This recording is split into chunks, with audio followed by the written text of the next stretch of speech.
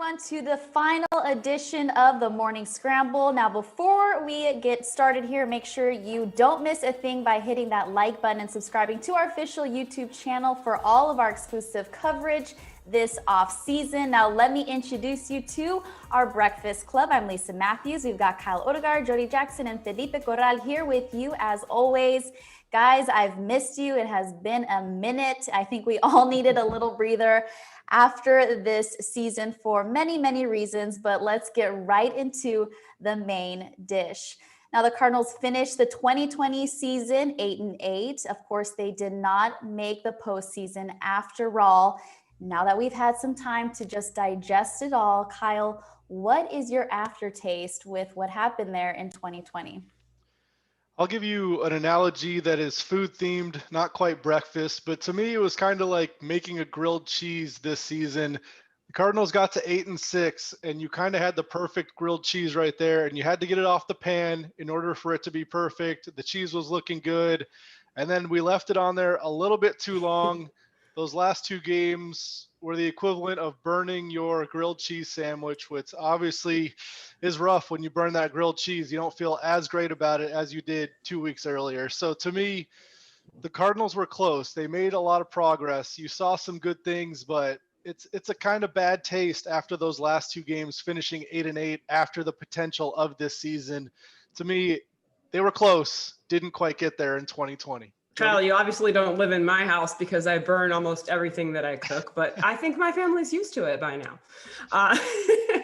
No, that's a good one. That's a good one because you had all the elements of that perfect opportunity to get to the postseason.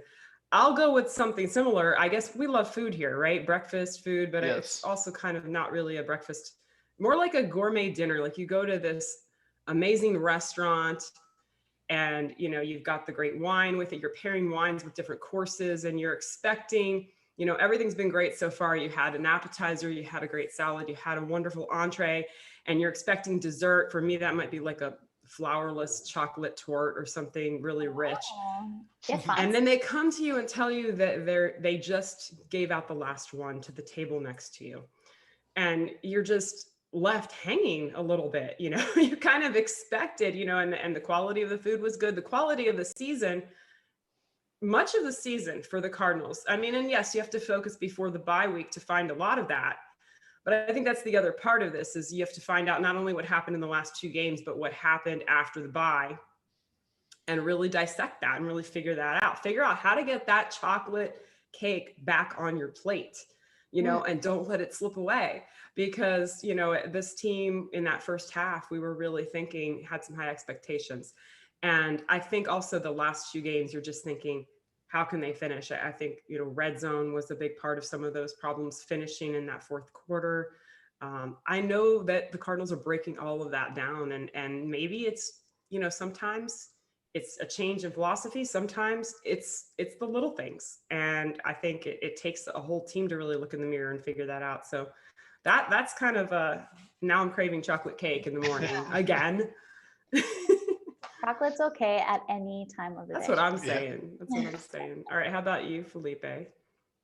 Well, I mean, the obvious disappointment, but you got to remain hopeful. I mean, you saw a lot of the improvements across the board on both sides of the ball. Special teams was pretty fantastic for the most part this season, but I mean, the improvement in the passing game, the improvement in the running game and total offense, things like that, truly, you know, it gets you hopeful for next season. I mean, you start thinking, well, what could have gone better? But at this point of the season, you just got to keep looking forward. You hope that hopefully there's a normal type of off season.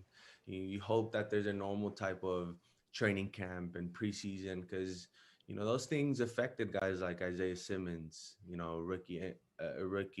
It affected guys like Andy Isabella, Keyshawn Johnson, who were, you know, looking forward to making that jump in year two. So hopefully there's a normal everything by next season, Lisa. So you have a pretty normal taste going on right now. You're just like, yeah, I'm just good, like, wasn't yeah, great. I mean, it's not like the fancy dinner that Jody has, or it's not like my burnt toast or anything. It's just kind of I know. like It's like a bowl of cereal. It's like a honey oats from Trader Joe's with some oat milk, and Honey, I'm just like, I watch the playoffs, I suppose. The bowl of cereal, with it's hot. tears, Yeah, as you eat every scoop of your on the cereal. couch. I mean, I guess that's what 8-8 is too, right? I mean, it's Yeah. it's Yeah. a bowl of Not cereal. burnt. It's not good. It's just it's I not don't know about fancy. you It's not guys. burnt or anything. Yeah, well, I am still hungry. That's my aftertaste in all of this. If not hangry at one point, very hangry. Now, just still want some little bit more from this team. I felt like this team was poised, obviously, like we said, to make the playoffs. They were more talented than a lot of the teams on paper that they ended up losing to. We know that. But we also know that games aren't won on paper. But it just felt like this team finally had, the right the seasoning, I guess you can say, to make a push in the playoffs. And if not now, then when, kind of thing. We know that this team was built in the offseason to do so, as we started to see the transactions and Kyla Murray, the strides that he was making. So for me, yes, they are making strides. If you look back a couple years ago, 3 wins, got to 5 wins, so 8. So yes, they're progressing here, but you're just wanting a little bit more, right? We're wanting to, that aftertaste is maybe just still a little hungry here, but lots to look forward to, obviously, as we move ahead in 2021. But before we get there, let's review our favorite plays of the season, and that's my jam. And it's a play that just we'll never forget from this 2020 season. I think you can all guess what's going to be on here. I'll finish that one off in this section. But Kyle, you first. What was your jam of 2020? I think we all drew straws to see who could have the most obvious one. I did not win that one, but I went with another really good one. Isaiah Simmons with the interception against the Seattle Seahawks in Week 7 to help get that win when it looked like at best the Cardinals were going to tie that game, and at worst they were going to lose in that position. But Isaiah Simmons made a really nice play, and it just showed off his natural athletic talent because he was at the line of scrimmage pretending like he was going to blitz, and Russell Wilson on that play thought the Cardinals were going to bring an all-out blitz, and that's why he threw the ball fast. He was looking for a hot route, and Isaiah Simmons was able to go from the line of scrimmage all the way out to where Tyler Lockett was running his route, and he did a nice job of picking off that pass. A couple plays later, the Cardinals got into field goal range and kicked the game-winning field goal to get to 5-2 on the year. So I thought that play really stood out to me, and that was the first sign of Isaiah Simmons and what he could do in the NFL. It was kind of up and down. He didn't have a bunch of playing time this season, but that's just a reminder of this guy is an athletic freak, and in the years to come, he's going to be a difference maker on defense. Jody?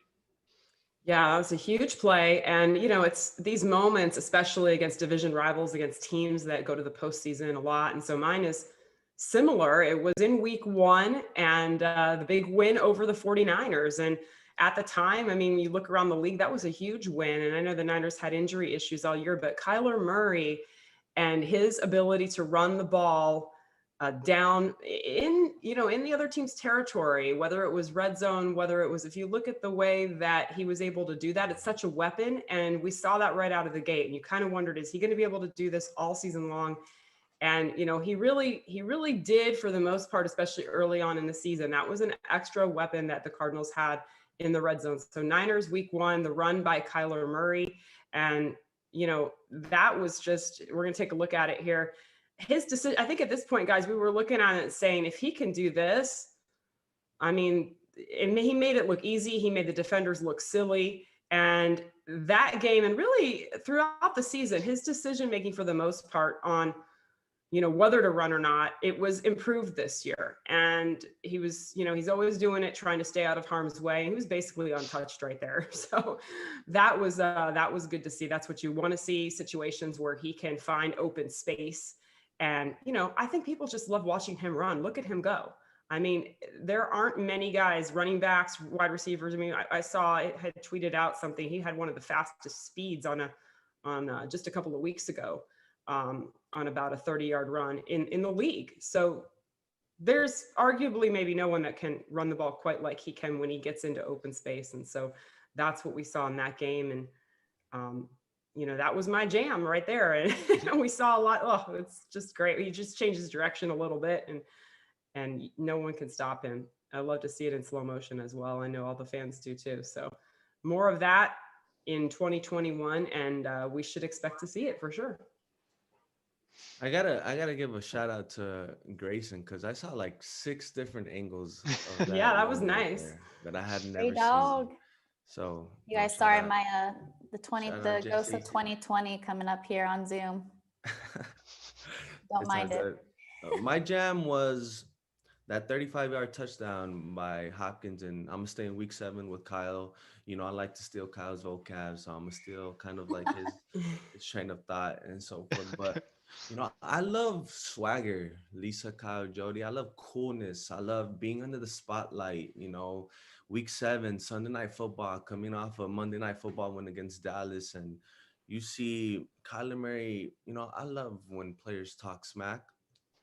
And Kyler Murray doesn't necessarily talk smack, but he does it in very unique ways. And that specific touchdown pass from Kyler Murray to Deandre Hopkins, you saw that smile on his face when he saw Deandre Hopkins have one-on-one coverage on that left side, against the sideline. And that's me. When I picture myself being a quarterback, I picture myself just showing off in ways like, oh, you want to leave Hopkins open? Let me smile at you real quick. And Hopkins, being one of the best receivers to work that sideline, you saw him drag his right foot to hit the pylon. And it just reminds me of this offense was at its peak, in my opinion, during this like from week 6 to week 10 type of deal. But I love coolness. I love being able to show off. I love some cockiness. You have to have some cockiness in the NFL or any sport you play, and that's what Kyler Murray showed in that specific pass to DeAndre Hopkins. Just a culmination of that camaraderie, of that chemistry that they built throughout the season. So that was my jam. Stay cool. Have a little bit of swagger in anything you do. That's my tip in life. Another part of the play I liked is when they all looked toward the sideline before the ball was snapped, like the play was getting changed, and it looked like the Cardinals weren't ready for that, but it was actually a trick to try to keep Seattle off balance, and I think it worked a little bit. Seattle wasn't ready for the snap that fast. I think that helped Deandre get open on that play. Kyle, I want to see you have some swagger, some cockiness I'm at smiling some right point, now. I'm smiling Oh, during the dang. show, So just like swagger Kyla. right now, you use an analogy. Dang. I love to see it, Kyle. I've seen your growth throughout the season. You're a Don't. little bit more swag, I I'm love peaking it. at the right time. Right. You millennials with your swag. Okay, so I'm also going with a Kyler to Hopkins connection, and obviously the best one yet this year, and hopefully more to come. But of course, we have to pick the Hail Murray as the #1 play. Can I say Hail Murray? Is that trademark? Hail Mary? Am I going to get sued? No, but I mean, obviously, this is the play, instant classic for this Cardinals team. 4 years to come. It just lit the sports world on fire. I just remember going to Twitter. I mean, LeBron James was tweeting about it. I mean, we were really cool, really, really cool in that moment. So it was definitely crowned the play of the year at that time, too. If you just remember back that week, it was just everywhere. You turn on ESPN, SportsCenter, all the things. So just to put us on that pedestal, shine some light on this team, obviously was huge. I mean, we've argued it enough. I don't know what was better, the throw or the catch at that moment, but just flawless. So many words come to mind when I just sit back and I remember being in that moment. And I feel like a lot of Cardinals fans will agree with that. It's a moment of Cardinals history now that you'll just remember when you saw the Hail Mary happen against the Bills, and they were able to beat the team, obviously, advanced to 6-3 at the time. Oh, what a time. So it just kind of just all came together at the perfect time during the season for them, and just gave so much hope. I just remember feeling after that game like, okay, 6-3, this team's on fire, this offense, we had an electric play like that. That's just, sending shockwaves in the sports world right now. So it was such a wonderful moment of time to look back on, and I'm sure a lot of fans can agree that that is going to be their favorite play for years to come. And and again, just to beat a really good team like the Bills too. So looking back on that, Obviously, yes, it came down to that final play, but still. Just seeing that video though, and the three defenders, you've got one Cardinal in Deandre Hopkins and three Bills defenders, and those guys were just crushed in that moment. And then I don't know if you guys saw the Bills Colts game the other day. Yeah. It was Bills Colts, and Phillip Rivers throws it up, and I think it was can't remember which defender it was, one of those three players, and it wasn't Hyde, it might have been, but he did the perfect thing, which was bat it right into the ground. Yeah. And you're thinking, I bet they worked on that a little bit. And they learned their lesson after that, for sure. Yeah, but I mean, they couldn't even, what Deandre did on that play, I mean, they couldn't have done that. They weren't in position. They weren't, he owned that moment. He dominated that play. So it was very different. It was a very different, a different ball that was thrown, a different situation. But I'm just kind of happy for the Bills that they didn't have that heartbreak again.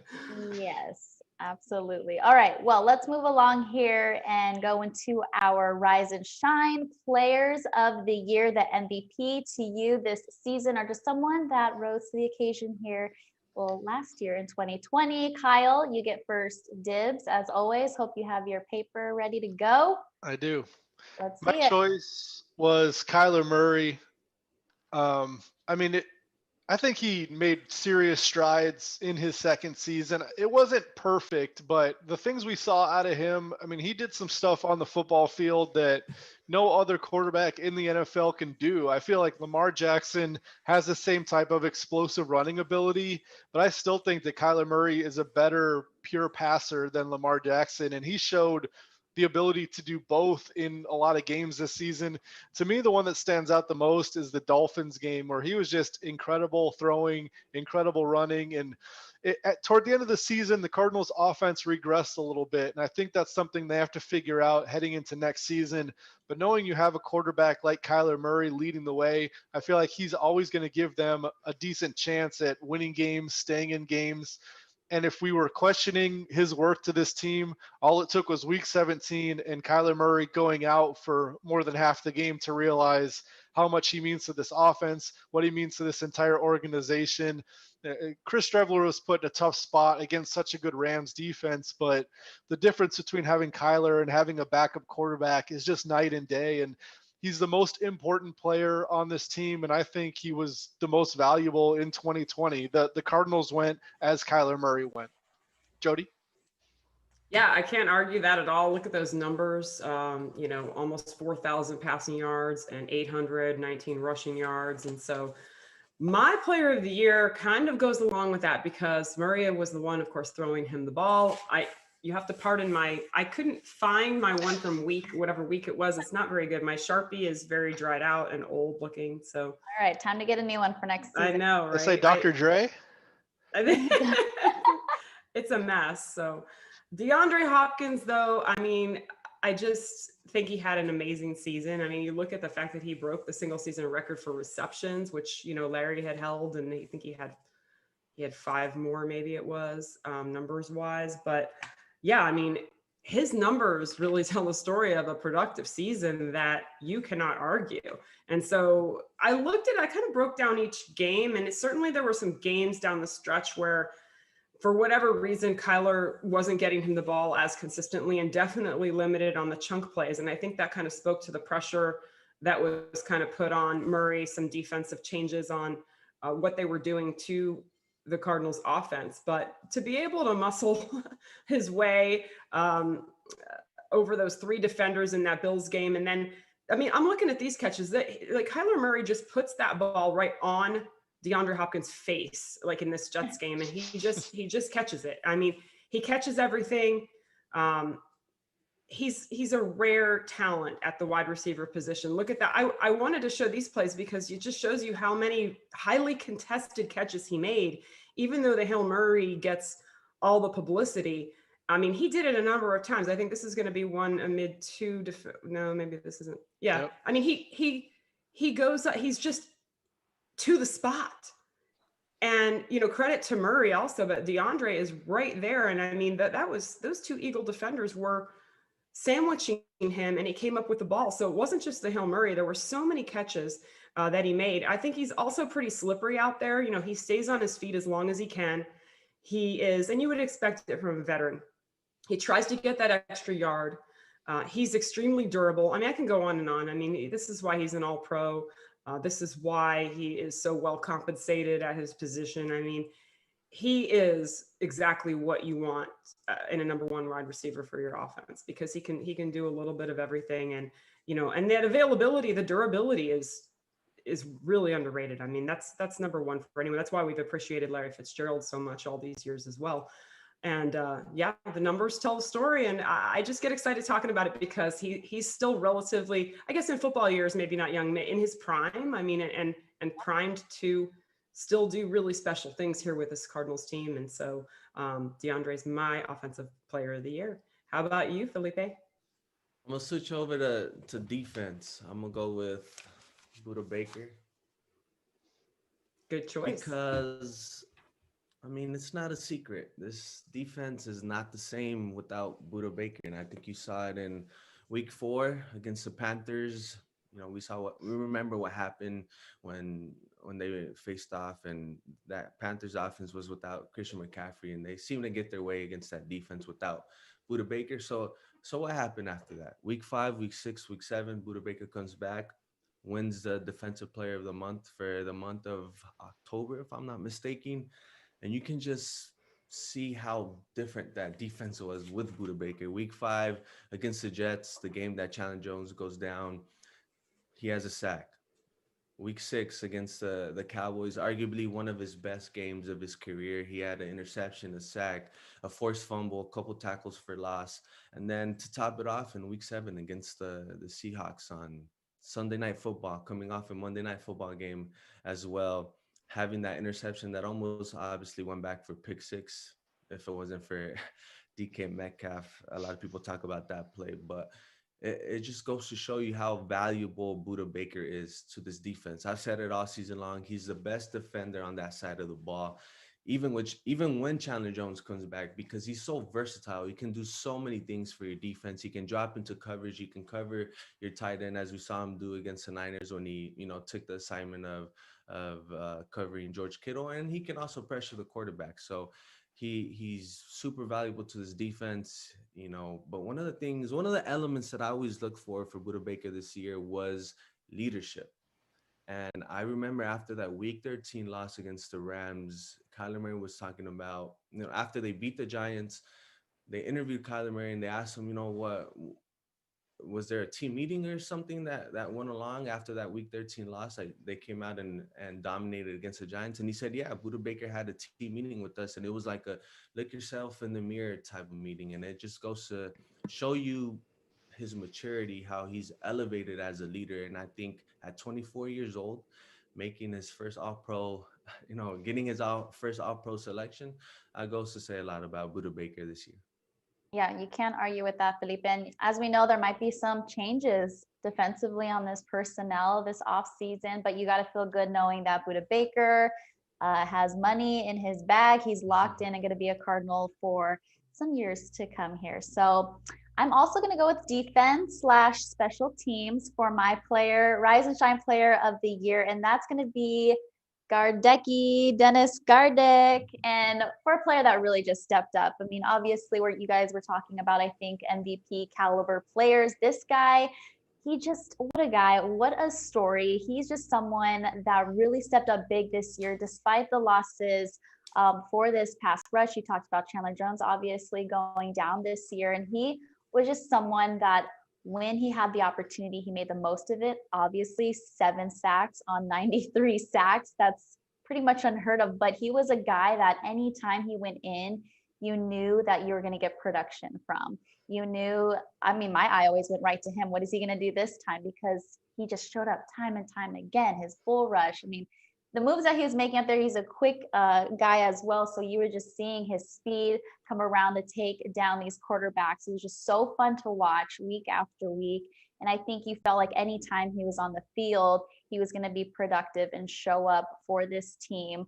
So obviously we felt that, he was a surge of energy. And of course, we cannot forget about his dance moves. Another reason why he is my player of the year. And Felipe, you talk about that swag. He might not have like the swag, but he has the moves for sure. And he has the energy, I think, that a lot of guys feed off of. So let's rate these dance moves, guys. Okay, we have the turn in the corner, hit in the strobe, and then his safety genie in the bottle move. So which one was your favorite? Felipe? Hitting the strobe for me. Yeah. Hit the strobe. What is that one? That was What is turning the Kona. That was turning the corner. Okay. I want to say the strobe, because I always picture myself in like Old Town Scottsdale, just hitting that. Okay, if you're gonna pick it, you gotta hit it. Hit the strobe, Felipe. I already hit it. See, like he can hit it, but I can see myself, at Bottle Blonde or something to hit. That we're gonna find you. Yeah, you can find me. I might go viral. Like someone might make fun of me. Oh, who's this guy dancing like this? This isn't normal. I think I think it works better on a field than in the club. Yeah, because it's just like bursting of energy. Felipe, make a TikTok with Dennis and then you. You know how they do. You know how the youngins do. There you go. Am I still? Yeah, I like to be considered part of the youngins, I guess. I would say my favorite was the safety dance, the genie in the bottle, kind of the hips don't lie move. Yep, there you go. So yeah, he was my Rise and Shine player of the year. Obviously, it hurt to see him go down at the end of it, but excited to see what he does next season. Obviously, he's back in his natural position. Again, another player that's put into good position under Vance Joseph to make plays and make an impact on this defense. All right, so now it is time to bring home the bacon for the final time of our 2020 season. And we are going with some bacon bites here, guys, kind of just around the horn style. Kyle, you first, just things to look forward to here in 2021. I think it's a pivotal offseason for the Cardinals. When you make this type of progress, go, like you said earlier, Lisa, from 3 wins to 5 to 8, that's good. But Kyla Murray's in the 3rd year of his rookie deal, and I think we've seen league-wide, you have to take advantage when quarterbacks are below market value. Kyla Murray is playing like one of the better quarterbacks in the NFL, and on a regular contract, he'd be making 35 million, maybe 40 million a year. And right now he's a little under 10. So you have to take advantage when you have more salary cap space, when your quarterback is cheap. And I think this season in 2021 is so imperative. I think if Kyler Murray can make the next step, if the offense can become more explosive, the Cardinals can certainly be a playoff team next season, have high aspirations, but it needs to come together. And I think they need to make some moves in the offseason, get the right guys together, improve the personnel in certain areas, maybe find another explosive playmaker on offense.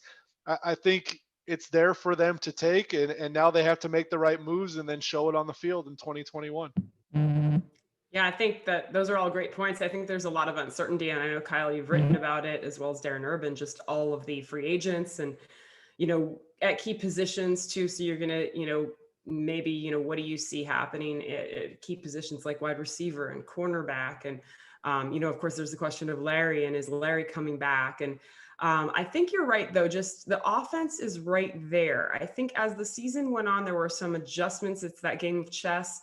And we saw, even on the numbers that you saw, yardage was tremendous, 6th in the league, but points, not bad. 25.6 is certainly an improvement over what we saw, a big improvement from 2 years ago, and then even last year, but 13th. So it's the question of, what do you do down there in the red zone? How do you become more successful? Deandre Hopkins had 6 catches for a touchdown this year, and you're thinking, okay, that could get a little bit more productive in the end zone, or do you, who do you use down there, and how does the running game factor in? That's the big key. At times we saw this running game, Lisa, you've talked about the run rate, and it was on point at times with Drake and Edmonds, and then you had Kyler in there really stirring up a perfect drink for a running game. And we didn't see that consistently, though. And so the question is, who's going to be back there running it, and how do you stabilize that to be able to complement what Kyler is able to do, both running and passing? And then on defense, I do love what Vance Joseph was able to do without, he didn't have Chandler Jones. He didn't have Corey Peters shortly after that. And then, Jordan Phillips, I think I'm excited to see him come out for a full season. Hopefully he'll be healthy. And I think that they took some big steps there to really shore up that defense that allowed the offense to have hope, because you can't, when you're just out on the field all the time and the other offense is out there gaining chunks of yards. We saw it a couple times. Really, the Rams game sticks out, but most games were not like that. Most games, this defense, I mean, they still have to get better on third down, things like that. But there is a lot of hope for 2021. And the big thing is being able to bring in some key pieces that will be able to help this team take that next step. Felipe, how about you? I think I mentioned it at the beginning. I just want a normal off season, normal preseason, just everything just feel normal. So this team can perform to their capabilities. You mentioned that the job Vance Joseph did on that defensive side without certain key players. And now you start thinking like, what would have that defense look like if Isaiah Simmons had a full offseason, a full preseason, if Jordan Phillips, Corey Peters, Chandler Jones never got hurt, Robert Alford, who hasn't played in a official game with the Cardinals, comes back, and are they going to address that secondary? Just so many what ifs. I mean, if there was a theme for this season, it's what if this, what if that. So hopefully it's somewhat back to normal in the offseason. They make a couple key signings on that offensive line, improve that run game. There's questions whether who's going to come back, who's not. So normal, Lisa. Let's get to it. I feel like that is all of America, Felipe. We Right? just want, and we're still in the thick of this thing. So who knows what this offseason will even look like, and how much of these protocols are going to stay in place as everyone's just trying to get back to normal here. But I do want to mention the real MVP of this entire season, Tom Reed, our head trainer, who just took care of all of us, all of the players, and all the things that he had to face this season, nonstop calls and appointments. I'm sure he just needs like a 2-year sabbatical after dealing with a season like this, honestly. But I can't say enough that we didn't even have that many cases if you look across the league. And not, that's not to say like we did anything better by any means. You can't control a virus like this, but definitely had this thing under control. We're able to play a full season. So if we look at, where we started and where we're at now, a year under our belt through all the craziness. So I really look forward to, I agree with you, 2021, hopefully some normalcy, like you said, but it was a wild ride here in 2020. Luckily, we were able to talk about football and every morning with you guys on the morning scramble. Just wanted to say thank you to Jacob, aka J.O., Grayson, Grey Dog, for putting this thing together during, again, such a wild year. Being able to pull all the strings to pull this off, from our homes, being able to talk football every morning after a game with you guys has been so much fun. So I will miss you. Thank you, Lisa. Thanks for being our fearless leader in the mornings. And hey, you never know what trying to hold coffee. I'm trying to hold in the tears because I'm not gonna hear Kyle's vocab for however long, and I'm just like, I learned a couple words. Proliferate. What's that one word? Hey, you got a whole off season to work on all that. If you want, I'm gonna text Kyle every Monday. Hey, what's the vocab word this week? week? I'll give you a word of the day, Felipe. Every day in your inbox, word of the day. Please text our group chat with the word of the day. I think we all need that for sure. Well, I'll miss you guys, but until next time, thank you fans for watching every morning, following a game with us to dish it out with you all. It was a fun year and we will do it again soon. Goodbye, everyone. Stay safe and we'll see you next time.